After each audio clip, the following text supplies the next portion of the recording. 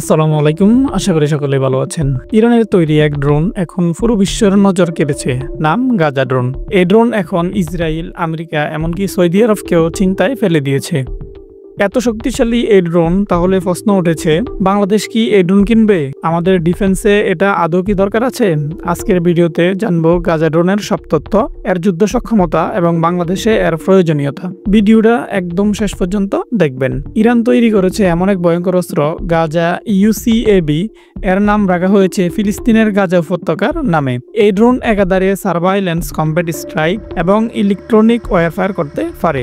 এই ড্রোন একটানা 35 ঘন্টা আকাশে উঠতে পারে, 200 কেজিরও বেশি অস্ত্র বহন করতে সক্ষম, টার্গেটে 500 কিলোমিটার দূর থেকে আঘাত করতে পারে, সাথে আছে বোম এবং মিসাইল। এটি মূলত মুহাজের 6 ও শাহেদ সিরিজের পরবর্তী জেনারেশনের অংশ। সম্প্রতি ইয়েমেনের হুতি মিলিশিয়ারা গাজা ড্রোন ব্যবহার করে সৌদি আরবের তেল রিফাইনারি এবং বিমান ঘাঁটিতে আঘাত হানে। এছাড়া গাজায় হামাস গোষ্ঠীও এই জাতীয় প্রযুক্তি পাচ্ছে বলে ধারণা করা হয়। এমনকি ইসরায়েলও স্বীকার করেছে গাজা ড্রোন রাডারে ধরা পড়ে না, খুব নিচু দিয়ে আসে আর একেবারেই সঠিকভাবে টার্গেটে আঘাত হানে।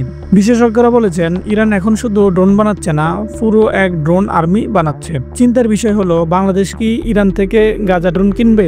সামরিক বিশ্লেষকরা বলেছেন, বাংলাদেশ চাইলে সীমান্ত নজরদারি, বিদ্রোহ দমন এমনকি মেরিটাইম সার্ভাইলেন্সের জন্য এই ধরনের ড্রোন কাজে লাগাতে পারে।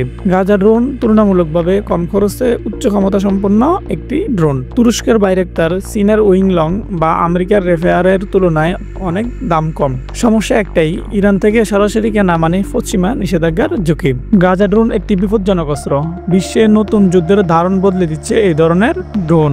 বাংলাদেশ চাইলে এমন প্রযুক্তি তুরস্ক, চীন বা নিজেরাই উন্নয়ন করে নিতে পারে, কিন্তু ইরান থেকে কেনা হলে রাজনৈতিক জটিলতা তৈরি হতে পারে। তবু একটা কথা স্পষ্ট, আগামী যুদ্ধ হবে আকাশে নয়, ড্রোনের ভিতরেই। এই ধরনের আরো ডিফেন্স ও জিওপলিটিক্স বিশ্লেষণ পেতে আমাদের চ্যানেল সাবস্ক্রাইব করে লাইক, কমেন্ট, শেয়ার করতে ভুলবেন না।